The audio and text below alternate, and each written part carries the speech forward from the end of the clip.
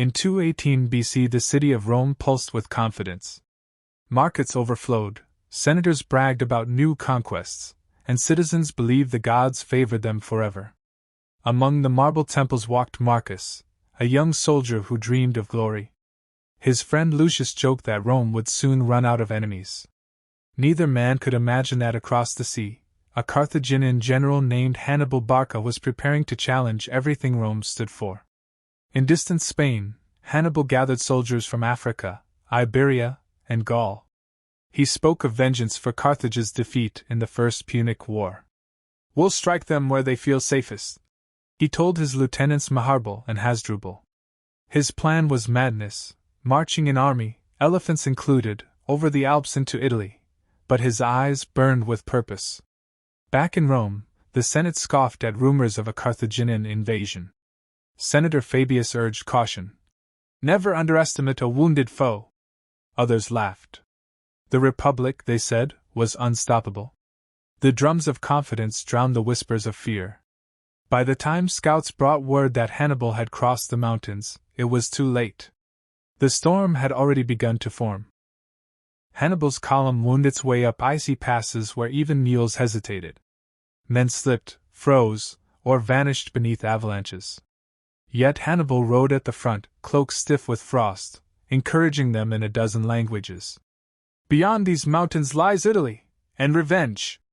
When an elephant lost footing and tumbled into a ravine, morale wavered. Hannibal shouted, "The gods test us." The men answered with a ragged cheer. After 15 brutal days, the survivors looked down on the Valley. Italy spread before them like promised land. Meanwhile, in Rome, panic finally replaced arrogance. Consuls Publius Scipio and Tiberius Longus scrambled to raise legions. Fabius muttered, "We mocked the gods, and they sent us a nightmare."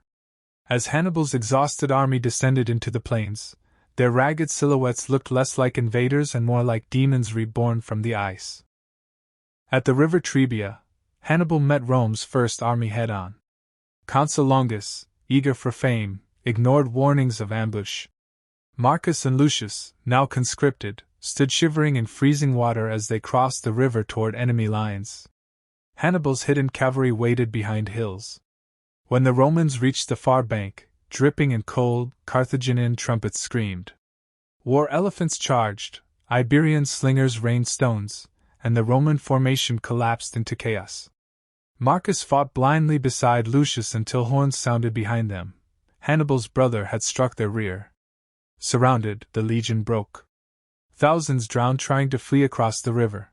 From a distant ridge, Fabius watched the smoke rise. "We are learning," he said grimly.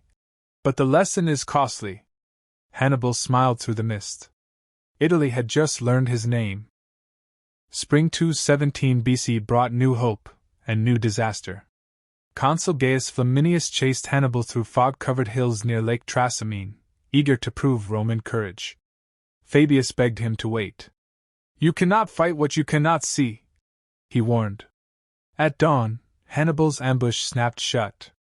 Trumpets echoed across the foggy shore as Carthaginian troops erupted from hiding. Marcus and Lucius found themselves pressed between water and steel.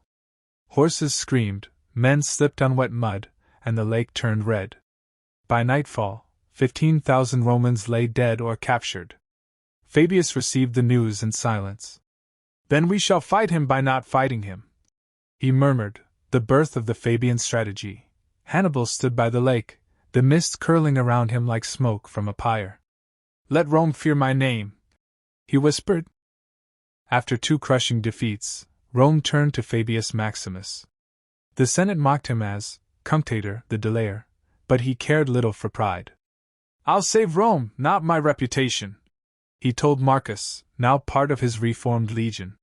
Fabius avoided direct battle. He shadowed Hannibal's army, cutting off supplies, burning crops before Hannibal could seize them. The strategy frustrated hot-headed generals and soldiers alike. "Why don't we just fight?" Lucius complained. "Because dying bravely is still dying," Marcus replied. Hannibal grew restless, striking villages to lure the Romans out. But Fabius never took the bait. "Let him rage," he told his men. Every day he eats Roman food, not Carthaginian. Rome began to recover, slowly learning patience. Yet beneath the Senate's marble floors, whispers grew. Has Fabius lost his courage? The city wanted glory, not restraint, and Hannibal waited for that pride to return. By 216 BC, Rome had grown impatient. The Fabian strategy worked, but it was slow, humiliating, and unglamorous. Senators pounded tables, demanding victory. Rome does not hide behind hills, cried Varro, one of the new consuls. We strike now!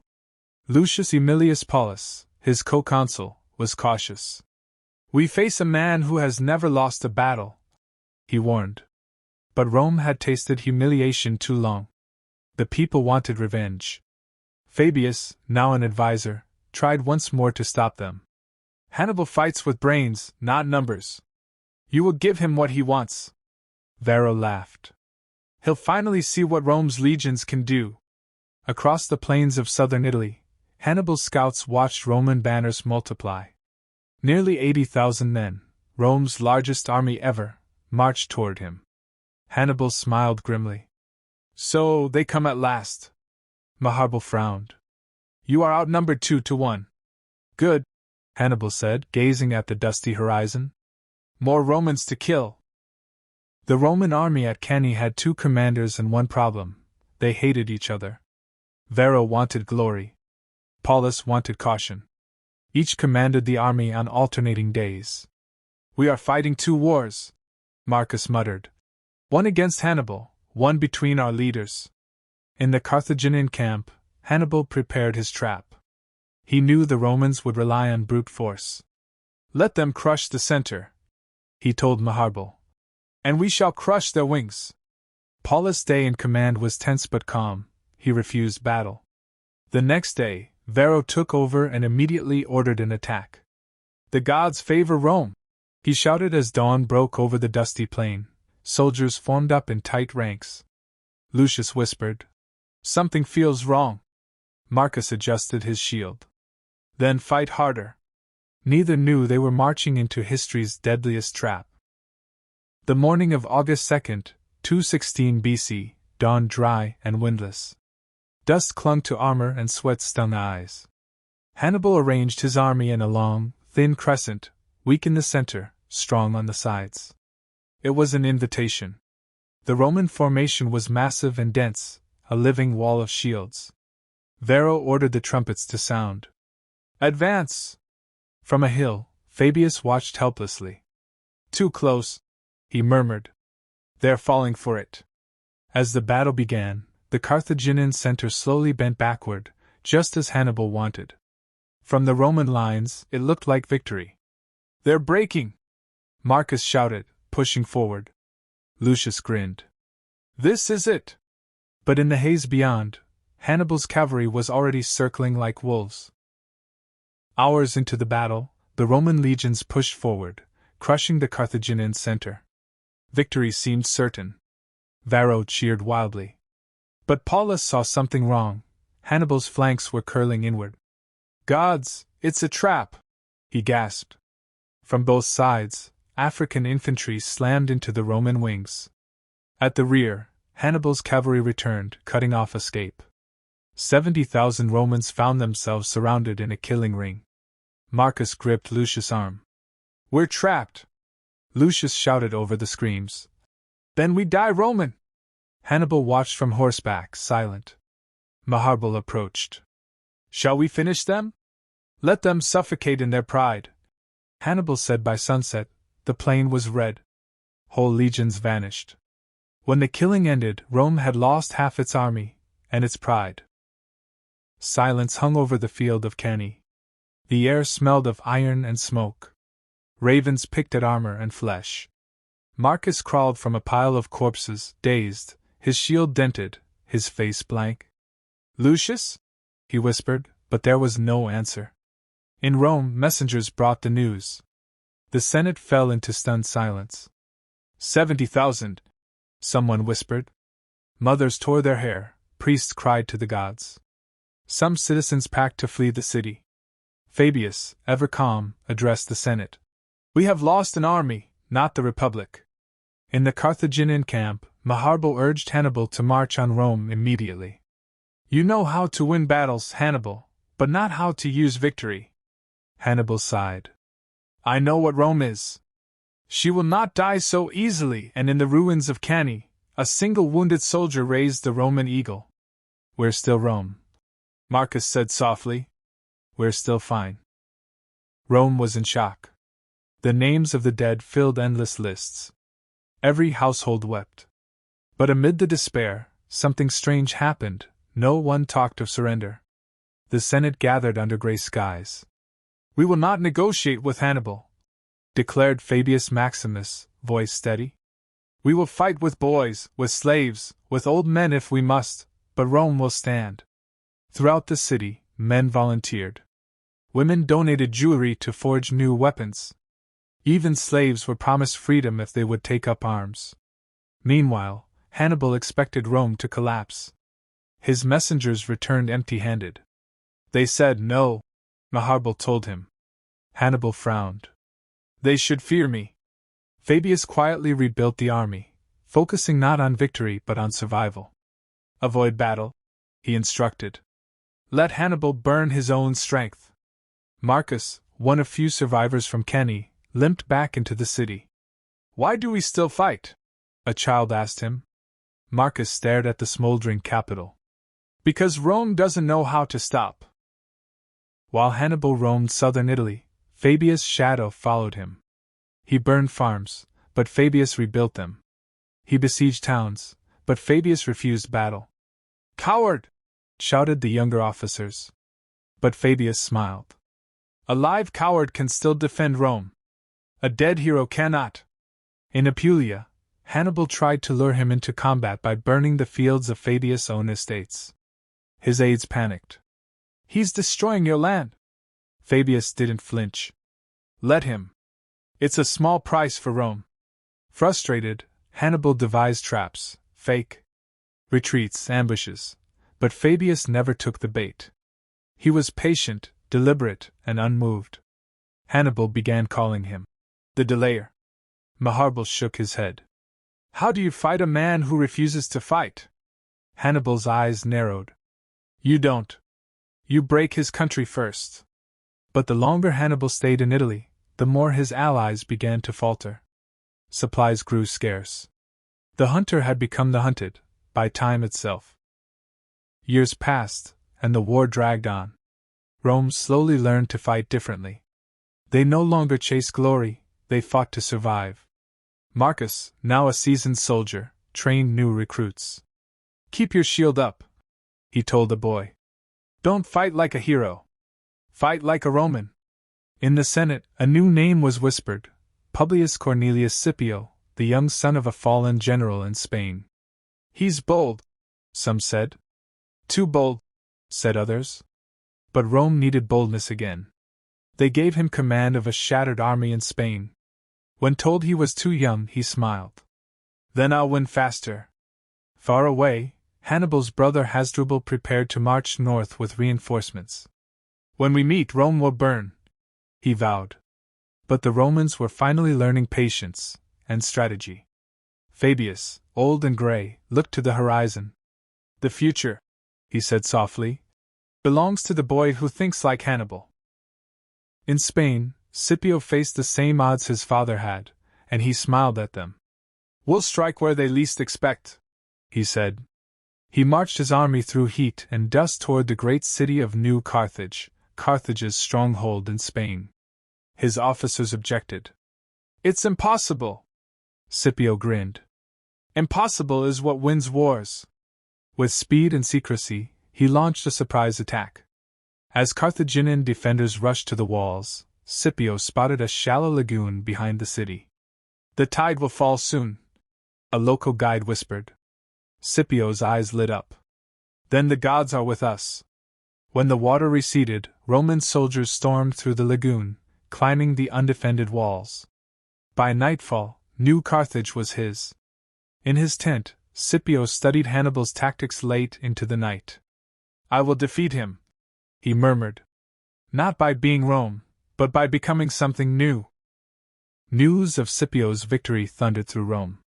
Bells rang, temples filled with offerings. For the first time in years, the city dared to hope. In Hannibal's camp, Hannibal read the reports grimly. "Your brother's city has fallen." Hannibal said nothing for a long time. "Then the tide turns," he whispered. Scipio freed captured Spaniards, treated them with respect, and won their loyalty. "Carthage fights with fear," he told his men. "We'll fight with honor." Meanwhile, Hasdrubal crossed the Alps to join his brother, but Rome had learned from its past. At the Battle of the Metaurus, Roman legions intercepted him. Hasdrubal fought bravely, but his head was soon tossed into Hannibal's camp as a message. "Rome still lives." When Hannibal saw it, he said nothing. Just stared into the fire, the reflection of his brother's ashes flickering in his one good eye. After the victory in Spain, Scipio returned home a hero. The people chanted his name through the streets. "Scipio! Scipio!" The Senate, however, was cautious. "He is young," one senator warned. "Pride brings downfall." Fabius, old and wise, disagreed. "Pride also brings victory. Let the eagle fly." Scipio asked for command to invade Africa itself, the heart of Carthage. The chamber fell silent. "Invade Africa?" cried an elder. "You would bring the war to their homeland?" Scipio nodded. "Yes. Hannibal has burned Italy long enough. It's time we light his home." Marcus, now his loyal officer, saluted. "Let's finish what they started at Cannae." As Scipio's ships prepared to sail, mothers waved farewell, and priests blessed the winds. Scipio looked across the sea toward the rising sun. "Hannibal taught us how to lose," he said softly. "Now we'll show him how Rome wins." Scipio's legions landed on African soil like thunder. The sands of Carthage trembled. "Tell your masters," he said to captured scouts. "Rome has come to finish the war." Carthage panicked. They sent desperate messages to recall Hannibal from Italy. "Bring him home," their council pleaded. "Save us." Before Hannibal's return, Scipio met Carthage's own commander, Syphax, in battle. Using deception learned from Hannibal himself, Scipio set fire to the enemy camp at night. Flames erupted like dawn itself. "Fire wins faster than swords," he told Marcus back in Italy. Hannibal received the recall order. For the first time in years, he looked north toward his old enemy. "So Scipio dares to challenge me on my own soil?" He smiled. "Good. The gods love irony." The stage was set. Two masters of war, one last field of destiny. After 16 years in Italy, Hannibal finally sailed home. As his ship neared the shores of Africa, he stood silently on deck, watching the coastline shimmer. "I left as the hunter," he murmured. "Now I return as the hunted." Carthage greeted him with hope and fear. The once proud general was older now, his beard gray, his gaze sharp as ever. "Prepare the army," he ordered. "We face Rome again." Scipio, meanwhile, sent envoys offering peace. "Leave Spain and your empire intact," he said, "and Rome will spare your city." Hannibal studied the offer, then laughed softly. "If the world could be ruled by words, we would not need swords." He refused. That night, both men sat by their fires, staring into the same African stars, knowing their fates were linked. "Tomorrow," said Scipio, "I face my teacher." "Tomorrow," whispered Hannibal, "I face my mirror." Before battle, Scipio and Hannibal met face to face. Under a lonely olive tree, the two legends sat across from each other, no swords, only silence. Hannibal spoke first. "When I was your age, I swore eternal hatred for Rome. Tell me, do you hate as I did?" Scipio smiled faintly. "No. I only fight because you taught us how." They talked of war, fate, and nations that outlive men. Hannibal offered peace one last time. "End it here. Two great cities do not need two graves." Scipio shook his head. "Rome doesn't make peace from fear." Hannibal's eyes glimmered. "Then you have learned my lessons too well." They rose, bowed slightly, and returned to their camps. Both knew the next sunrise would decide the ancient world's master. The sun rose over Zama. The final day had come. Hannibal's war elephants thundered forward, shaking the ground. Scipio's men opened lanes in their ranks, trained from studying Hannibal's own tricks. The elephants crashed harmlessly through, panicking back into Carthage's lines. "Advance!" Scipio shouted. Roman trumpets roared, and the legions marched like steel rivers. Hannibal's veterans fought fiercely, men who had followed him since the Alps, but Rome had changed. Marcus, now a captain, led the charge. "For Cannae!" he cried. When dust settled, the Carthaginian line broke. Hannibal watched silently, knowing it was over. He raised his hand to stop the killing. "Enough," he said. Scipio approached, offering respect. "You fought like a god," he said. Hannibal nodded. "And you fought like Rome." The Second Punic War was over. Carthage would live, but never again rise as an equal. The battlefield of Zama lay silent. The smell of blood and dust hung heavy. Scipio walked among the fallen, Romans and Carthaginians alike. War had no favorites. Hannibal approached, weary but dignified. "You have won, Roman," he said. "Tell me, what will you do with victory?" Scipio met his gaze. "Use it wisely, I hope." Rome demanded harsh terms. Carthage was stripped of its fleet, its elephants, and its pride. They would never again wage war without Rome's permission. But Scipio spared the city itself. "Let them live," he told the Senate. "So the world remembers mercy, not just fear." Back in Rome, crowds hailed him as Scipio Africanus, conqueror of Carthage. Fabius, too old to stand, smiled faintly. "He did it," he whispered.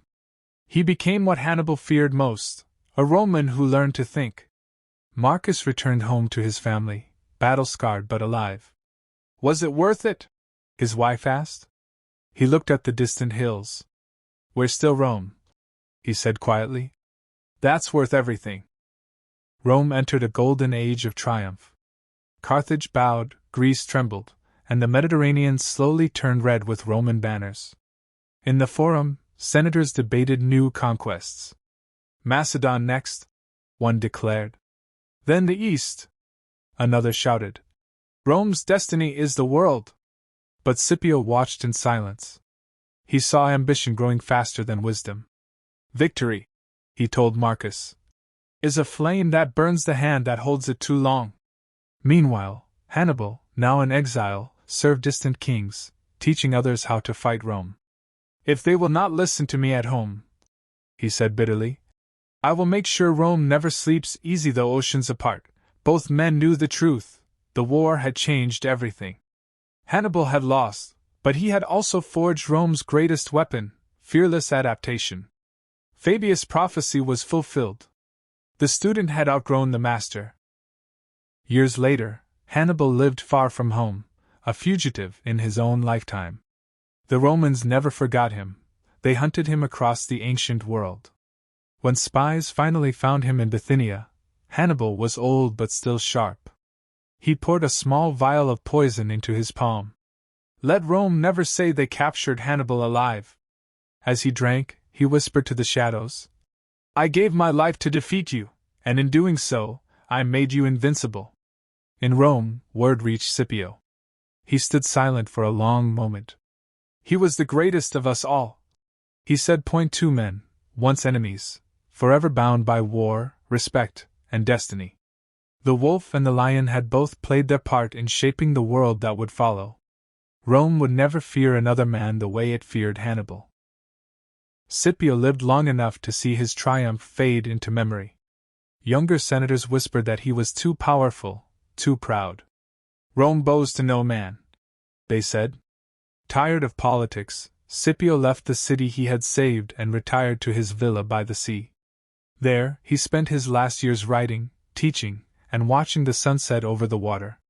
Marcus visited him once more. "Do you ever miss it?" he asked. Scipio smiled. "War? No. But sometimes I miss the purpose." He pointed to the horizon. "Hannibal taught us what fear feels like. I taught Rome what hope feels like. Between fear and hope lies empire. When Scipio died, he left a simple epitaph. Ungrateful country, you will not even have my bones. But Rome would never forget him, the man who turned defeat into destiny. Centuries later, travelers still told the story of the Second Punic War, the war where one man brought Rome to its knees, and another taught it to stand again. On the plains of Cannae, wildflowers grew where 70,000 once fell. The wind carried echoes of battle, faint as memory. Why didn't Rome fall? A young historian asked. His teacher smiled. Because Rome doesn't fall. It learns. From the ashes of Cannae rose an empire that would last 1,000 years. Its legions would cross continents, its laws would shape nations, and its name, Rome, would outlive them all. History would remember Hannibal's genius, but it would remember Rome's resilience even more. The people who lost everything yet said, "We're fine." The story was never about defeat, it was about endurance. And as the sun set over ancient Italy, the answer whispered through time. We're still Rome.